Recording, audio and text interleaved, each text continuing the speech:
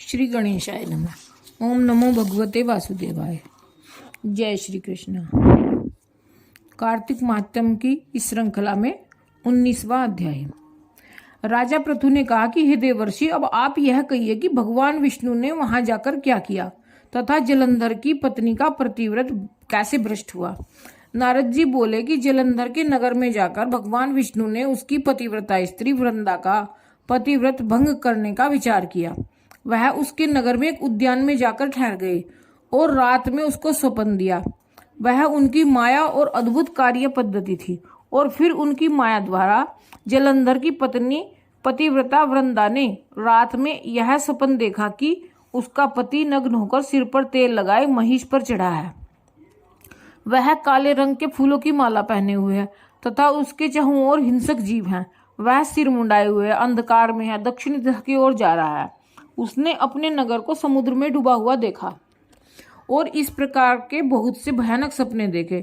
फिर तत्काल ही वह जाग पड़ी और स्वप्नों के संबंध में विचार करने लगी। इतने में उसने सूर्य को उदय होते हुए देखा तो उसमें उसे एक छिद्र दिखाई दिया तथा वह कांतिहीन था। उसने अनिष्ट जाना। वह भयभीत होकर रोने लगी। वह छज्जे पर गई, अटारी पर चढ़ी, भूमि पर उतरी, मगर उसको कहीं पर भी शांति प्राप्त न हुई। फिर वह अपनी 2 सखियों का साथ लेकर उपवन में गई, परंतु वहां पर भी उसको कल न पड़ी। फिर वह जंगल में निकल गई, मगर वहां पर भी उसको चैन न आया। वन में उसने सिंह के समान 2 भयंकर राक्षसों को देखा, जिससे वह अत्यंत भयभीत होकर वहां से भागने लगी। उसी क्षण वहां पर अपने शिष्यों सहित एक मौनी तपस्वी आ गया। भयभीत वृंदा उसके गले में हाथ डालकर उससे अपनी रक्षा के लिए याचना करने लगी। मुनि ने अपनी एक ही हुंकार से उन दोनों राक्षसों को वहां से भगा दिया। वृंदा को आश्चर्य हुआ। वह भय से मुक्त होकर मुनिनाथ को हाथ जोड़कर प्रणाम करने लगी और कृतज्ञता का ज्ञापन दिया।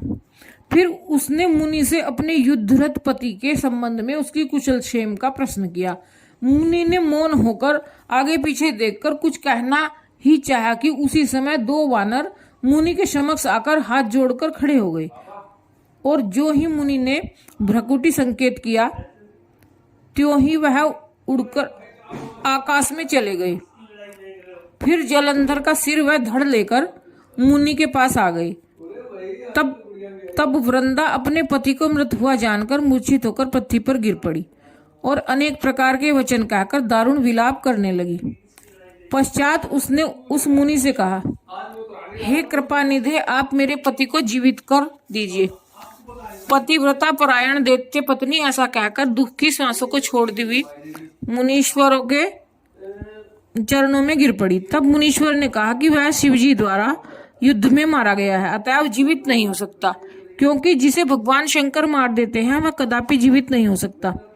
परंतु शरणागत की रक्षा सनातन धर्म है, अतः मैं कृपा कर इसे जिलाए देता हूँ। नारद जी कहते हैं कि वह मुनि साक्षात विष्णु ही थे, जिन्होंने की यह सब माया फैला रखी थी। वह वृंदा के पति को जीवित करके अंतर्ध्यान हो गए। जलंधर ने उठकर वृंदा का आलिंगन किया और उसका मुख चूमा। वृंदा भी पति को जीवित हुआ देखकर अत्यंत हर्षित हुई और तब अब तक हुई सब बातों को स्वप्न समझा। पश्चात वृंदा सकाम हो बहुत दिन तक उसी वन में अपने पति के साथ विहार करती रही। फिर एक दिन उसने सूरत एवं संभोग काल के अंत में भगवान विष्णु को पहचान लिया। अतः उसे ताड़ित करती हुई बोली, हे पराई स्त्री से गमन करने वाले विष्णु, तुम्हारे शील को धिक्कार है। मैंने जान लिया है कि वह मायावी तपस्वी तुम ही थे। हे राजन, ऐसा कहकर परम क्रुद्ध हो पतिव्रता वृंदा ने अपने तेज को प्रकट करते हुए शाप दिया। जो तुमने अपनी माया से जो 2 राक्षस मुझे दिखाए थे, वही दोनों राक्षस किसी समय तुम्हारी भी स्त्री का हरण करेंगे और उसके विरह में दुखी होकर तुम वानरों की सहायता से वन में भ्रमण करोगे और यह सर्वेश्वर जो इस समय तुम्हारा शिष्य बना है वह सदा तुम्हारा साथ ही रहेगा। ऐसा कहकर पतिव्रता वृंदा भगवान विष्णु के लाख मना करने पर भी अग्नि में प्रवेश कर गई। ब्रह्मा आदि देवता आकाश से उसका प्रवेश देखते रहे।